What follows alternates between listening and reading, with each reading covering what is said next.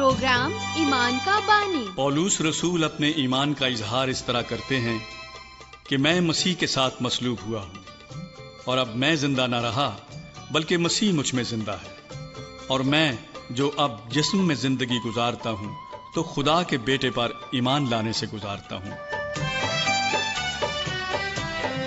میرے ایمان کا بانی، میری نجات مسیح۔ پروگرام ایمان کا بانی میں میں شاہین اور ندیم صاحب آپ کی خدمت میں حاضر ہیں اور آپ سب کو سلام عرض کرتے ہیں۔ امید ہے کہ آپ سب خیریت سے ہوں گے۔ یقیناً آپ ان پروگرام سے لطف اٹھا رہے ہیں اور آپ خدا اور اس کے اس دنیا کے لیے منصوبے کے بارے میں بہت کچھ سیکھ رہے ہیں۔ جی ہاں، اور ہمیں معلوم ہے کہ آپ میں سے بہت سو نے اپنے عزیزوں اور رشتہ داروں کو ان پروگرامز کے بارے میں بتایا ہوگا۔ جی، اور دوسروں کو بتانے کے لیے ہم آپ کا شکریہ ادا کرنا چاہتے ہیں۔ ہم امید کرتے ہیں کہ آپ اسی طرح دوسروں کو ان پروگرامز کے بارے میں بتاتے رہیں گے۔ اگر آپ کچھ عرصے سے پروگرام سن رہے ہیں تو آپ کو یاد ہوگا کہ ہم نے آپ کو بتایا تھا کہ دنیا کے تمام آدمیوں نے خدا کی مرضی کے خلاف گناہ کیا ہے اور خدا کے فضل کے لائق نہیں ہے۔ ہم آپ کو بتا چکے ہیں، خدا فرماتا ہے کہ گناہ کی مزدوری موت ہے۔ خدا پاک اور راست باز ہے اور کسی گناہ گار کو اپنے حضور آنے کی اجازت نہیں دے سکتا، لیکن خدا پھر بھی انسان سے محبت کرتا ہے اور اس کے ساتھ رفاقت رکھنا چاہتا ہے۔ پس خدا نے انسان کو اس کے گناہوں سے نجات دینے کے لیے نجات دہندہ کا انتظام کیا ہے اور اس کو اس دنیا میں بھیجنے کا فیصلہ کیا۔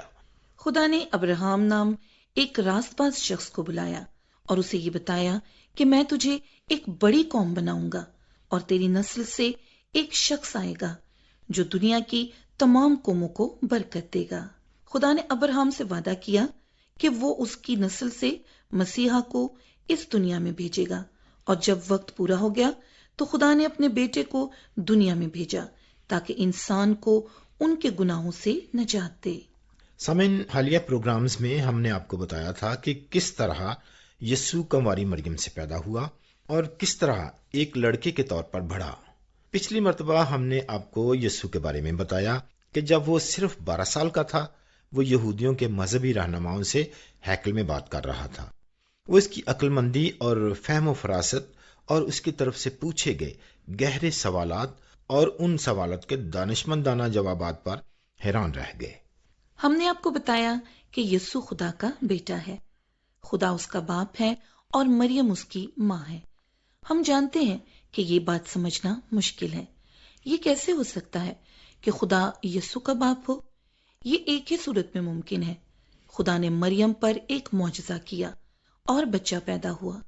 خدا نے مریم کے پاس ایک فرشتے کو بھیجا تاکہ اس کو بتائے کہ کیا ہونے والا ہے۔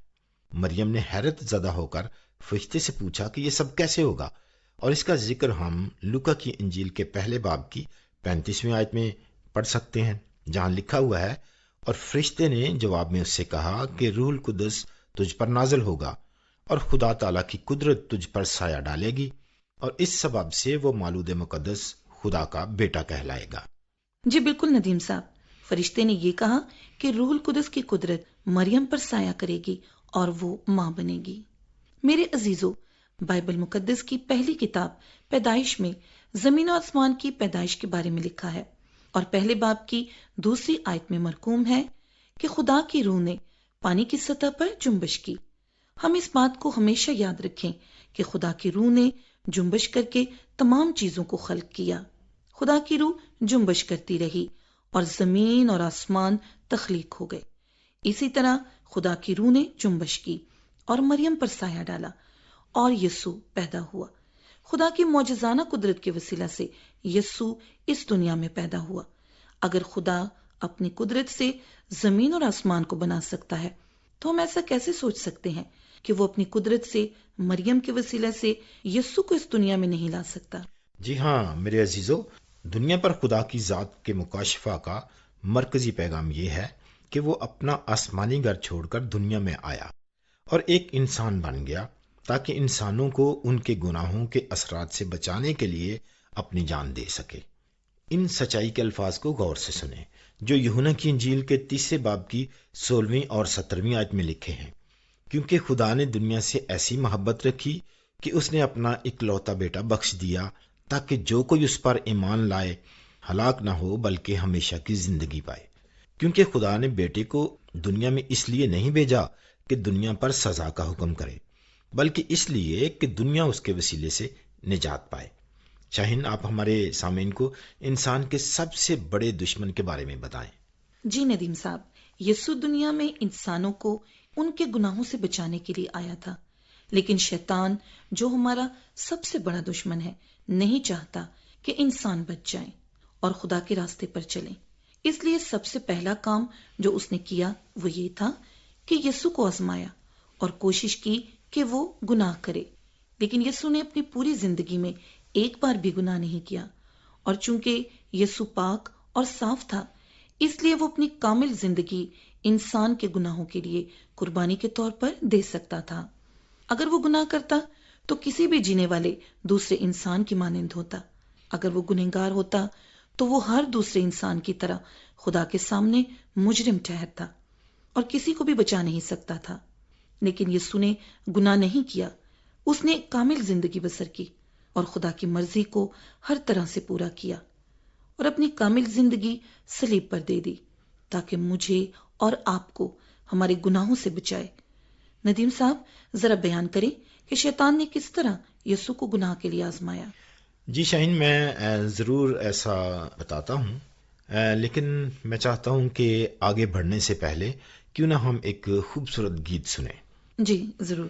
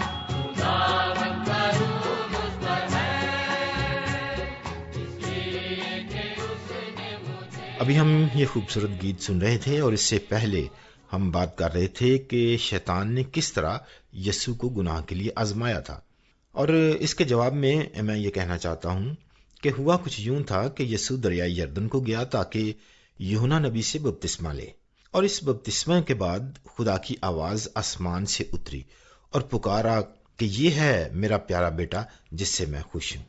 متی رسول کی انجیل کے 30 باب کی 17ویں آیت میں۔ اور یوحنا نبی نے کہا کہ دیکھو یہ خدا کا برہ ہے جو دنیا کا گناہ اٹھا لے جاتا ہے، اور یہ بات ہم پڑھتے ہیں یوحنا کی انجیل کے 1 باب کی 29ویں آیت میں۔ اور پھر اپنے بپتسمے کے بعد یسوع بیابان میں گیا اور 40 دن اور 40 رات تک روزہ رکھا، اور 40 دن بغیر کچھ کھائے پیے جب وہ بھوکا اور کمزور تھا، تب شیطان اس کے پاس آیا اور اسے گناہ کے لیے آزمائش میں ڈالا۔ شیطان نے پہلے تو یہ کہا کہ اگر تو خدا کا بیٹا ہے تو ان پتھروں سے کیوں نہیں کہتا کہ روٹیاں بن جائیں۔ شیطان کوشش کر رہا تھا کہ یسوع اس بات پر شک کرے کہ آخر وہ ہے کون۔ شیطان یہ کہہ رہا تھا کہ میں نہیں سمجھتا تو واقعی خدا کا بیٹا ہے، ان پتھروں کو روٹیاں بنا کر مجھ پر ثابت کر کہ تو خدا کا بیٹا ہے۔ متی کی انجیل اس کے 4 باب کی 4 آیت میں یسوع نے کہا، آدمی صرف روٹی ہی سے جیتا نہ رہے گا بلکہ ہر بات سے جو خدا کے منہ سے نکلتی ہے۔ اور پھر شیطان نے کہا کہ اگر تو خدا کا بیٹا ہے تو ہیکل کے کنگرے پر چڑھ کر چھلانگ کیوں نہیں لگاتا؟ اگر تو واقعی خدا کا بیٹا ہے تو خدا اپنے فرشتوں کو بھیجے گا اور وہ تجھے اپنے ہاتھوں پر اٹھا لیں گے، تاکہ ایسا نہ ہو کہ تیرے پاؤں کو پتھر سے ٹھیس لگے۔ تب یسوع نے کہا، لکھا ہے کہ تو خداوند اپنے خدا کی آزمائش نہ کر۔ اور ہم یہ بات متی کی انجیل کے 4 باب کی 7 آیت میں پڑھتے ہیں۔ پھر شیطان نے کہا کہ دنیا کی تمام سلطنتیں میری ہیں، میں تجھے اس زمین پر کی ہر چیز دے دوں گا اگر تو گر کر مجھے سجدہ کر دے۔